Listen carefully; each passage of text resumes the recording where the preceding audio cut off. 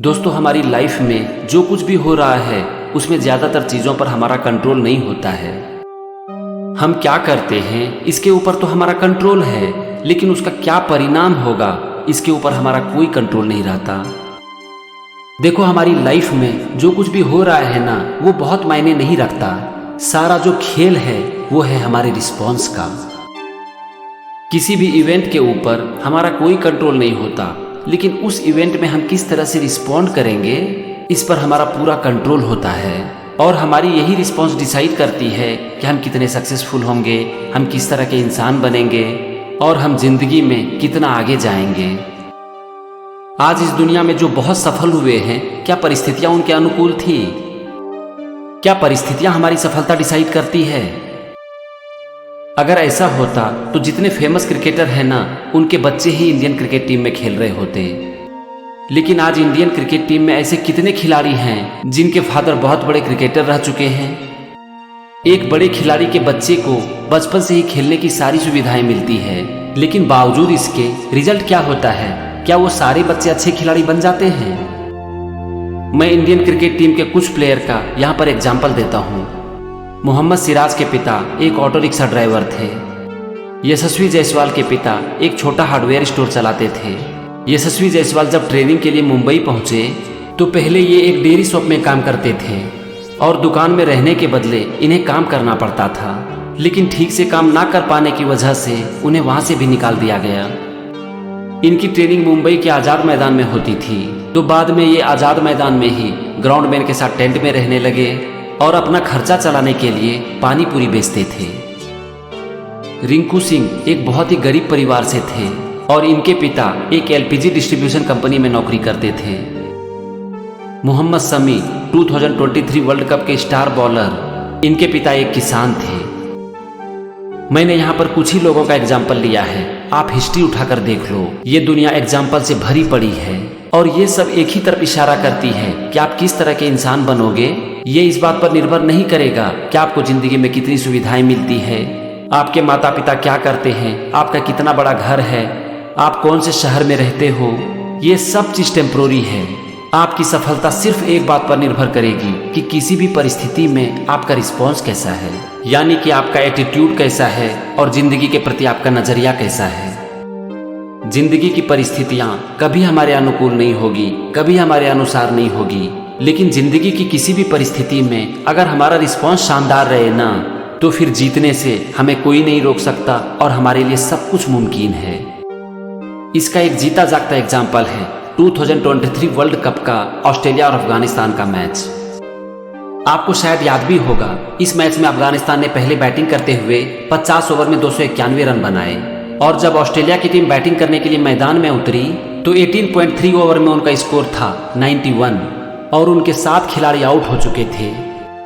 मैदान पर थे ग्लेन मैक्सवेल और ऑस्ट्रेलियन कैप्टन पैट कमिंस। इस मैच में मैक्सवेल की हालत खराब थी, उनका पूरा बॉडी में पेन था और वो ठीक से चल भी नहीं पा रहे थे, लेकिन उनके दिमाग में तो कुछ और ही चल रहा था और यही तो डिफरेंस पैदा करती है। फिजियो लगातार मैक्सवेल की मदद कर रहे थे और बहुत मुश्किल से वो क्रीज पर टिके हुए थे और इस मैच में मैक्सवेल ने 128 रन पर 201 रन बना डाले, जिसमें कि 21 चौके और 10 छक्के शामिल थे और एक घायल बैट्समैन के दम पर ऑस्ट्रेलिया ने ये मैच 46.5 ओवर में 3 विकेट से जीत लिया। इस मैच के बाद ऑस्ट्रेलियन कैप्टन पैट कमिंस ने कहा था कि मेरे दिमाग में चल रहा था कि हम लोग तो मैच हार ही चुके हैं, किसी तरह 200 स्कोर पार कर लूं, लेकिन मैक्सवेल सोच रहा था जीत के बारे में। दोस्तों, इस बात से कोई फर्क नहीं पड़ता कि आपके माँ बाप कौन हैं, वो क्या करते हैं, आप किस कंट्री से आते हो, आप किस देश से आते हो, आपका रंग काला है, गोरा है, इसका कोई फर्क नहीं पड़ता। फर्क तो सिर्फ इस बात से पड़ता है कि आपके दिमाग में क्या चल रहा है और हमारे दिमाग में जो कुछ भी चलेगा वो होगा हमारा रिस्पॉन्स और यही हमारी लाइफ को डिसाइड करती है। आज ज्यादातर इंसानों की सबसे बड़ी प्रॉब्लम है कि हम अपने दिमाग पर काम ही नहीं करते हैं और उम्मीद करते हैं अच्छे रिजल्ट की। दोस्तों, अपने माइंड का ख्याल रखो, इसके ऊपर काम करो, इसे अच्छे विचारों से भरो, फिर आपका यही माइंड आपको सफलता के शिखर तक पहुंचाएगी। दोस्तों, एक बार फिर से कह रहा हूं कि आपकी जिंदगी में क्या हो रहा है इससे कोई फर्क नहीं पड़ता। फर्क तो सिर्फ इस बात से पड़ता है कि खोपड़ी में क्या चल रहा है और आपका रिस्पॉन्स कैसा है। भगवान राम को अयोध्या के राजा बनाने की पूरी तैयारी हो चुकी थी। चारों तरफ हंसी खुशी का माहौल था, लेकिन लास्ट मोमेंट पर मंथरा ने माता कैकेयी की दिमाग बदल दी। याद रखो, शरीर नहीं बदल दिया, दिमाग बदल दी, क्योंकि सारा खेल दिमाग का है।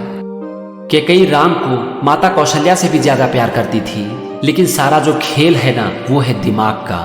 अगर हमारी सोच बदली तो हमारा दिमाग बदला, हमारा दिमाग बदला तो हमारा रिस्पॉन्स बदला, और ये लाइफ चलती है हमारे रिस्पॉन्स के ऊपर। एक युद्ध में माता कैकेयी ने राजा दशरथ की जान बचाई थी, और तभी राजा दशरथ ने कैकेयी से कहा था कि तुम्हें जो चाहिए वरदान मांग लो। तो उस समय माता कैकेयी ने कहा था कि ठीक है, वक्त आने पर मैं अपना वरदान मांग लूंगी। और जब मंथरा ने कैकेयी की दिमाग बदल दी, तब उन्होंने राजा दशरथ से अपना वर मांग लिया। अपने वर में कैकेयी ने राम के लिए 14 वर्ष का वनवास और भरत के लिए राजगद्दी मांग ली। ये तो हुआ सिचुएशन। अब इसके बाद सारा खेल इस बात पर था कि भगवान श्री राम किस तरह से रिस्पॉन्ड करते हैं। जब कैकेयी ने राम को ये बात बताई कि तुझे 14 वर्ष के लिए वनवास जाना है, तो भगवान राम का रिस्पॉन्स था, बस इतनी सी बात पर इतना विवाद था। इस वीडियो क्लिप को आप देखिए। तुम मुनि वेश धारण करके 14 वर्ष तक वन में रहो। बस इतनी सी बात पर इतना विवाद था? अगर भगवान राम चाहते तो कह सकते थे कि आपका वचन है, आप निभाओ, मुझे इससे क्या मतलब है। लेकिन अगर वो ऐसा करते तो वो मर्यादा पुरुषोत्तम नहीं कहलाते। उन्हें मर्यादा पुरुषोत्तम कहा जाता है, उन्हें पूजा जाता है उनके रिस्पॉन्स के कारण। दोस्तों, कहते हैं कि हमारे साथ जो कुछ भी होता है उसके पीछे भगवान का कुछ न कुछ प्लान होता है, विधाता की योजना होती है, लेकिन बस इसे हम समझ नहीं पाते हैं। रामायण में एक बार लक्ष्मण भगवान राम से कहते हैं कि अगर उस दिन मैं सीता माता को छोड़कर नहीं जाता तो हमें इतनी मुसीबतों का सामना नहीं करना पड़ता। तो इस पर भगवान राम कहते हैं कि हमारे साथ जो कुछ भी होता है उसके पीछे विधि की कोई ना कोई योजना होती है। आप इस वीडियो क्लिप को देखो।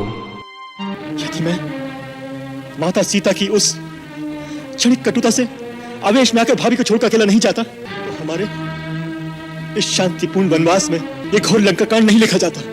लक्ष्मण, तुम तो जानते हो कि जीवन में जो कुछ होता है, मानव को जो सुख दुख मिलता है, उसके पीछे विधि की कोई योजना होती है। दोस्तों, आपकी जीवन की परिस्थितियां चाहे कितनी भी कठिन क्यों ना हो, अगर आपका रिस्पॉन्स अच्छा है ना, तो वो आपका बाल भी बांका नहीं कर सकती, क्योंकि सारा खेल है हमारा एटीट्यूड का और हमारे रिस्पॉन्स का।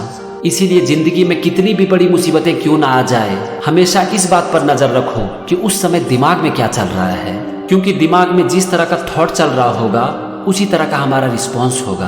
और जीवन की परिस्थितियों के प्रति हमारा रिस्पॉन्स हमारी किस्मत तय करती है। तो अगर आप अपना जीवन बदलना चाहते हो ना, तो कभी भी परिस्थितियों को कंट्रोल करने की कोशिश मत करो, क्योंकि इसके ऊपर आपका कोई कंट्रोल नहीं है। आप चाह कर भी कुछ नहीं कर सकते। बस अपने काम को मन से करो और लाइफ की किसी भी परिस्थिति में अपने रिस्पॉन्स को शानदार रखो। अगर जिंदगी के प्रति हम अपने नजरिए को बदल लेते हैं ना, तो सिचुएशन वही होती है, लेकिन हमें उसमें पॉजिटिविटी दिखने लगती है, अपॉर्चुनिटी दिखने लगती है। लेकिन अगर हमारा एटीट्यूड ठीक नहीं है ना, तो वही सिचुएशन हमें तोड़ कर रख देती है। जीवन की किसी भी परिस्थिति में हमारा रिस्पॉन्स किस तरह का होना चाहिए, अब मैं आपको इसके ऊपर एक कहानी सुनाता हूँ। एक छोटे से गांव में दो साधु रहते थे। वो दिन भर भिक्षा मांगते थे, मंदिर में पूजा करते थे और अपना गुजारा करते थे। एक दिन गांव में जोर की आंधी आई और बहुत जोर बारिश होने लगी। दोनों साधु एक छोटी सी झोपड़ी में रहते थे। जब दोनों शाम में घर पहुंचे तो उन्होंने देखा कि आंधी और तूफान के कारण उनके घर की आधी झोपड़ी टूट गई है। यह देखकर पहला साधु तो बेचैन हो गया। उन्हें भगवान के ऊपर बहुत गुस्सा आया। वो बोलने लगे कि भगवान, मैंने क्या गलती की है, आपने मेरे साथ ही ऐसा क्यों किया। मैं दिन भर आपकी पूजा करता हूँ, आपका नाम लेता हूँ, लेकिन इसके लिए आपने मेरी झोपड़ी उजाड़ दी। क्या भगवान, भक्तों को दुख देना ही अब आपका काम रह गया है? गांव में तो इतने सारे लोग हैं जो कि कभी आपकी पूजा नहीं करते, कभी आपका नाम नहीं लेते, लेकिन आपने उसका तो कुछ नहीं बिगाड़ा। भगवान, मैं आपका नाम जपता हूँ, आपकी पूजा और अर्चना करता हूँ, लेकिन फल में आपने मेरी झोपड़ी उजाड़ दी। बहुत हो गया भगवान, अब आज के बाद मैं आपकी पूजा कभी नहीं करूँगा। वो साधु चीख रहे थे, चिल्ला रहे थे, रो रहे थे और सारा दोष भगवान के ऊपर डाल रहे थे। जब ये दूसरा साधु घर आते हैं तो वो अपनी आधी टूटी हुई झोपड़ी को देखकर डांस करने लगते हैं। वो कहने लगते हैं कि भगवान तेरी महिमा अपार है। आज मुझे ये विश्वास हो गया कि आप मुझसे कितना प्यार करते हो। ये हमारी आधी झोपड़ी तूने ही बचाई है ना? नहीं तो इतनी तेज आंधी और तूफान में कहाँ बच पाती हमारी झोपड़ी। ये तेरी कृपा है भगवान, ये तेरी महिमा है। तू धन्य है भगवान। इतनी बारिश के बावजूद हमारा आधा घर सुरक्षित है। मैं इतने दिनों से आपकी पूजा कर रहा हूँ भगवान, और ये मेरी पूजा का ही फल है। कल से मैं आपकी और पूजा करूंगा और अपना पूरा जीवन आपको समर्पित कर दूंगा। दोस्तों, यहाँ पर आप देखने की कोशिश करो कि क्या सिचुएशन दोनों साधु के लिए अलग अलग है। दोनों के लिए सिचुएशन तो एक ही है, लेकिन दोनों का रिस्पॉन्स में जमीन और आसमान का फर्क है। अगर आज आपने इसे ठीक से समझ लिया ना कि पूरा खेल हमारे दिमाग का है, और आज से आप अपने दिमाग के ऊपर, अपनी रिस्पॉन्स के ऊपर, अपनी सोच के ऊपर काम करते हो, तो बाजी पलट सकती है दोस्त। अपनी परिस्थितियों को कोसना बंद करो और अपने दिमाग के ऊपर काम करो। आप कुछ भी कर लो, लेकिन जिंदगी की परिस्थितियां आपके अनुसार नहीं होगी। लेकिन जिंदगी की किसी भी परिस्थितियों में इस बात को हमेशा याद रखना कि इसके पीछे भगवान का कुछ न कुछ जरूर प्लान है, और इसमें कुछ न कुछ जरूर अच्छा होगा। विंस्टन चर्चिल कहते हैं कि हम अपने भाग्य के निर्माता हैं। जो भी काम हमारे सामने है वो हमारी क्षमता से बड़ी नहीं है। हमारी पीड़ा और हमारा कष्ट हमारी सहन शक्ति से ऊपर नहीं है। जब तक हमें खुद पर विश्वास है और जीतने की असीम इच्छा है, तो जीत से हमें वंचित नहीं किया जा सकता।